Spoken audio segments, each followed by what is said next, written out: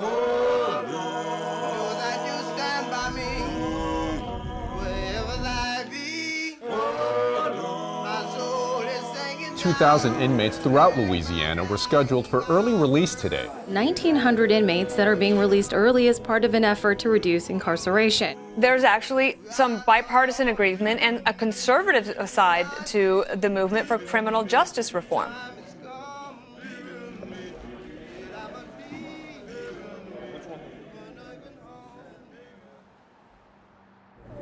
Lord, you've given us the breath of life. And we thank you for that. Lord, we thank you for making a way where there was no way. Opening doors that we could not see. My name is Ricky Joe Hawthorne. I was born November the 18th, 1957. I entered prison at the age of 18. I committed my crime at the age of 17. When I left prison, September the 25th, 2017, I was 59 years old. Ricky Hawthorne spent 41 years in prison.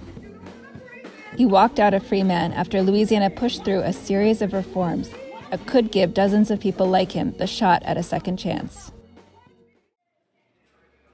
The Louisiana state legislature made some prisoners sentenced for second-degree murder in the 1970s automatically eligible for parole.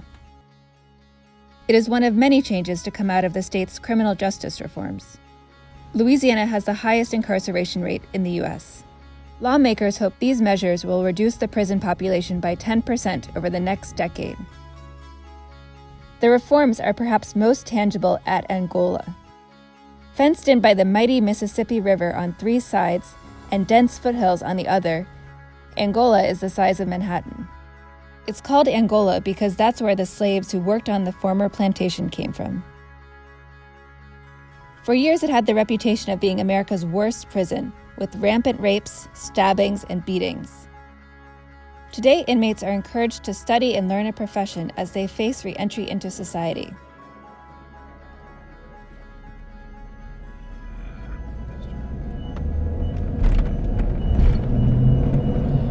This is another one of our reentry programming and vocational skills. It's outdoor power equipment, and Justin Singleton is the mentor that leads that shop. Good morning, my name is Justin Singleton. I've been incarcerated 15 years here in Louisiana State Prison at Angola. I'm serving life without parole. Life in the state of Louisiana means exactly what it sounds like. There are about close to 5,000 lifers here in the state of Louisiana, if not more, and close to 2,500 of those are first-time offenders. And so I think that's another thing that we need to look at. You know, we always hear the term, give guys a second chance. You know, when you're dealing with first-time offenders, guys are just asking for the first chance. So just let go of all the preconceptions that you're going to be judged. Or The reforms in Louisiana are being driven by an unlikely group of bedfellows. Liberal activists, fiscal conservatives, business leaders, evangelicals, and former inmates. My name's Andrew Hundley. I'm executive director of Louisiana Parole Project. When I was 15 years old, I was arrested for second-degree murder, served 19 years of a life sentence. I was the first juvenile lifer in Louisiana to be paroled. The legislature is starting to say, let's take a second look at individuals like juvenile lifers who the evidence we have shows they're susceptible for change, they're low risk upon release, they've received all this training. How can we start being smart about our investment we've made in them? Gene Mills is the head of an evangelical lobbying group called Louisiana Family Forum. He sat on the task force that recommended the state's prison reforms and wants to get other conservatives on board. I think there's some that would like us to go much further than the general population, the DAs and the sheriffs are comfortable with. And the likelihood of that happening is probably not great. But there's some common ground that deals with the doable, that's in the zone of touching a large percentage of the population that wasn't touched with the last round of reforms. And I think it's very realistic to think if we can demonstrate success, that others might be interested in talking about those opportunities for this other population too.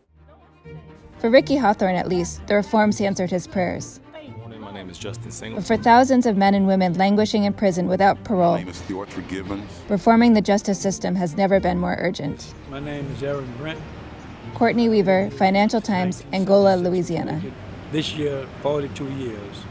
And thank God I got a parole date, which is June 5th.